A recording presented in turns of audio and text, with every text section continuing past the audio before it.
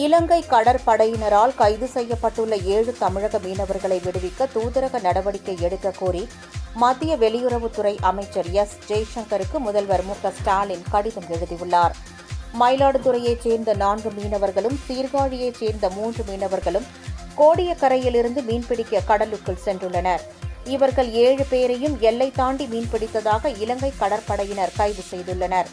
இந்நிலையில் மீனவர்களையும் அவர்களின் படகுகளையும் விடுவிக்க நடவடிக்கை மேற்கொள்ள வலியுறுத்தி மத்திய அமைச்சர் ஜெய்சங்கருக்கு முதல்வர் ஸ்டாலின் கடிதம் எழுதியுள்ளார். இன்று வரை தமிழ்நாட்டைச் சேர்ந்த 254 மீன்பிடி படகுகளும், தற்போதைய சம்பவத்தில் கைது செய்யப்பட்டவர்கள் உட்பட 90 மீனவர்களும் இலங்கை காவலில் உள்ளதை சுட்டிக்காட்டியுள்ள அவர், இத்தகைய சம்பவங்கள் கடலோர பகுதிகளின் சமூக மற்றும் பொருளாதார கட்டமைப்பை சீர்குலைத்துள்ளது என குறிப்பிட்டுள்ளார்.